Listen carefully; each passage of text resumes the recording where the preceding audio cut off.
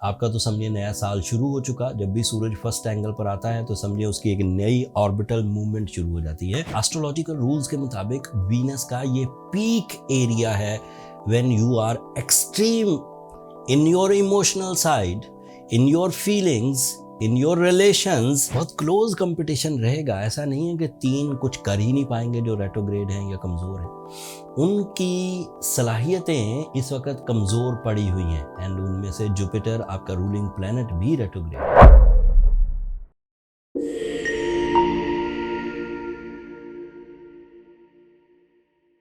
अस्सलाम वालेकुम साइटेरियंस, मैं हारिस अज़मी प्रोफेशनल एस्ट्रोलॉजर आपकी खिदमत में हाजिर हूँ दिसंबर के पहले हफ्ते की एस्ट्रोलॉजिकल रिसर्च के साथ। दो एस्ट्रोलॉजिकल इवेंट्स हैं, मिला जुला रुझान है। एक बहुत अच्छा इवेंट है जो आपके इमोशंस पर, जज्बात, रिलेशंस, फीलिंग्स सब पर पॉजिटिव असर डालेगा, और एक साइड थोड़ी सी वीक है, एक इवेंट थोड़ा सा कमज़ोर खबरें लेकर आ रहा है।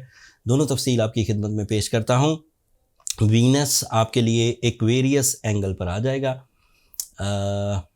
एस्ट्रोलॉजिकल रूल्स के मुताबिक वीनस का ये पीक एरिया है when you are extreme in your emotional side, in your feelings, in your relations, in your family unity and even in your दीगर खुशियाँ लाइक मौसमों का अच्छा लगना, ग़िज़ा, लिबास, इन सब चीज़ों में। And Venus is also representative of your physical health.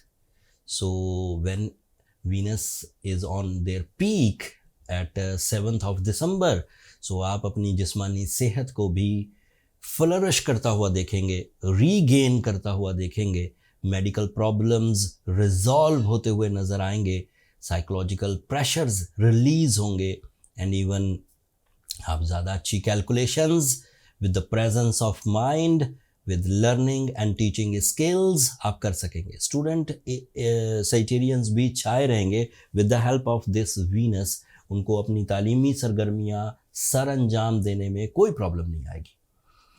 And ऐसे साइटेरियंस जो अपने रिलेशनशिप में कंप्लेन्स रखते थे, उन्हें लगता था कि रिलेशनशिप में कुछ प्रॉब्लम्स हैं, कुछ शक पैदा हो रहा है, कोई दिलों का टेढ़ापन है, कुछ अदावतें हैं, कुछ शिकायतें हैं, तो उनके खात्मे के चांस भी 7 दिसंबर को बन जाएंगे। ये पॉजिटिव न्यूज़ थी। नेगेटिव न्यूज़ ये है कि मार्स नाम का एक प्लैनेट है आपके 9th एंगल पर है। 6 दिसंबर को ये रेट्रोग्रेड हो जाएगा। ये आपके लिए इम्पॉर्टेंट प्लैनेट है विरासती मामलात के लिए, ज़मीन और जायदाद के मामलात के लिए, जिस्मानी एंड रूहानी ताकत के लिए। इसी की वजह से आप कंपटीशंस को विन करते हैं। आपके अंदर वो जो एथलेटिक टाइप की एनर्जीज़ होती है, एथलीट टाइप की, वो भी इसी मार्च से आती है। और जब ये 6 दिसंबर को रेट्रोग्रेड होगा, इसने 3 महीने तकरीबन रेट्रोग्रेड रहना है, 6 दिसंबर से 24 फरवरी 2025 तक। तो at that time you feel some lose of stamina, you feel some lack of decisions, you feel some resistances in your travel, you feel some troubles in your beliefs and some type of दोहरी सोच। लेकिन this is expected कि इसको Venus बड़ी हद तक cover कर लेगा, जो पॉजिटिव न्यूज़ है। सो ज़्यादा प्रॉब्लम्स नहीं होंगी। लेकिन सिर्फ एक टेक्निकल खबर जिसकी तरफ आपको तवज्जो देनी चाहिए, वीनस एक शॉर्ट टर्म प्लैनेट है और वो 20-22 दिन तक के लिए सपोर्ट करेगा एंड उसके 20-22 दिन पूरे हो जाएंगे तकरीबन एंड ऑफ दिसंबर तक। जबकि जो मार्स की रेट्रोग्रेशन है ये फरवरी 24 तक चलेगी, नेक्स्ट ईयर तक। तो इट मीन्स के बाद में फिर दिसंबर के बाद आपको कुछ प्रॉब्लम्स आ सकती। वैसे मैं 2025 के एनालिसिस पूरे कर चुका हूँ। इस हफ्ते मुझे वो वीडियो आपकी खिदमत में पेश करना थी, बट एक तो तबीयत की नासाजी, मौसमी तब्दीलियों की वजह से जो छोटी छोटी कॉम्प्लिकेशंस आती हैं, एक तो मैं उसमें फंसा हुआ। दूसरा, ये इम्पॉर्टेंट न्यूज़ थी, इसे इग्नोर नहीं किया जा सकता था। अगर मैं आपको 2025 के एनालिसिस देता तो फिर वीकली वीडियो में आपकी खिदमत में पेश नहीं कर सकता था। लेकिन मेरी कोशिश होगी कि अगले हफ्ते में वो एनालिसिस ज़रूर आपकी खिदमत में पेश कर दूं। तो ये 2 नई खबरें थी जो मैंने आपकी खिदमत में पेश की। कुछ पुराने दिनों से चलती हुई चीज़ें आपके साथ आ रही हैं। जैसे सूरज आपके फर्स्ट एंगल पर है and this is ideal and आपका तो समझिए नया साल शुरू हो चुका। जब भी सूरज फर्स्ट एंगल पर आता है तो समझिए उसकी एक नई ऑर्बिटल मूवमेंट शुरू हो जाती है। इसकी वजह से आपके अंदर एक नया कॉन्फिडेंस, नई लीडरशिप क्वालिटी, नए प्लान्स, नए मकासद, विजन का ब्रॉड होना, आपका बिग सेंटर ऑफ अट्रैक्शन बने रहना, ये तय है। सो सूरज इस वक्त आपके लिए पॉजिटिव है। एक और पॉजिटिव खबर है आपके लिए, सैटर्न भी आपके फोर्थ एंगल पर है and Saturn is representative of your financial freedom.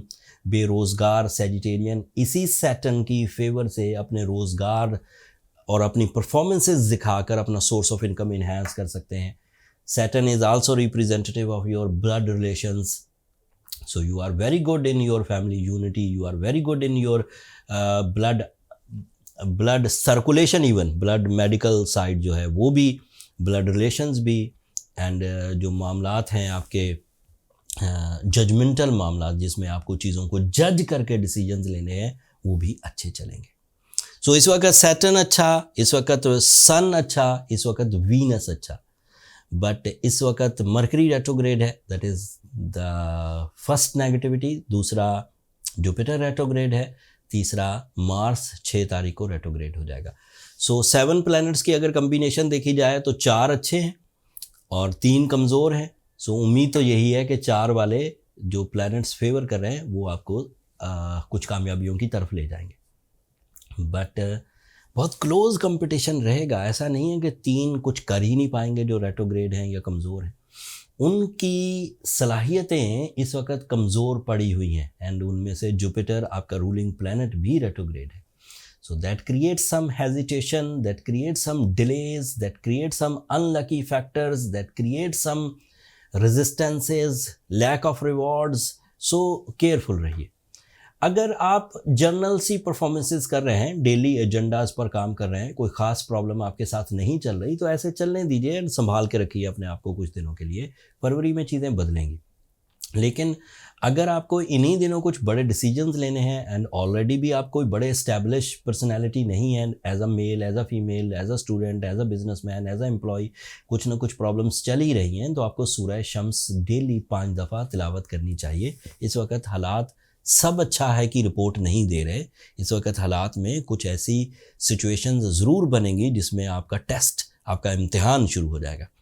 सो सूरह Shams is ideal for that type of condition and साथ में रूबी, ये एक बेहतरीन स्टोन है जो आपकी एनर्जीज़ को फास्ट करेगा। थोड़ा हैवी डोज में पहनिए।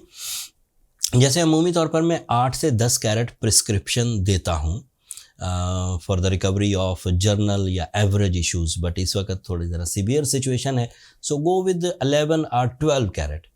एंड मज़े की बात यह है कि अगर आप इन दिनों 12 कैरेट का ब्लू सफ़ायर, 12 कैरेट का रूबी भी एस्ट्रोजेम्स के फोरम से ख़रीदेंगे तो वो आपको 8 कैरेट की कॉस्ट में ही मिल जाएगा। हमारे पास हमारे स्टोर पर 30% डिस्काउंट चल रहा है। पिछले हफ्ते मैंने जिक्र किया था, लेकिन ये उसका आखिरी हफ्ता है। इस हफ्ते आपको बाय कर लेना चाहिए। अगले हफ्ते मैं आपकी खिदमत में 2025 के एनालिसिस पेश करूंगा। तब तक के लिए मुझे और मेरी टीम को इजाज़त दीजिए। अपनी दुआओं में हमें ज़रूर याद रखिएगा एंड चैनल को सब्सक्राइब करना मत भूलिएगा। सैजिटेरियंस, आपकी सब्सक्रिप्शन हमारी हौसला अफजाई की वजह बनती है। अगले हफ्ते तक के लिए अल्लाह ने के बाद।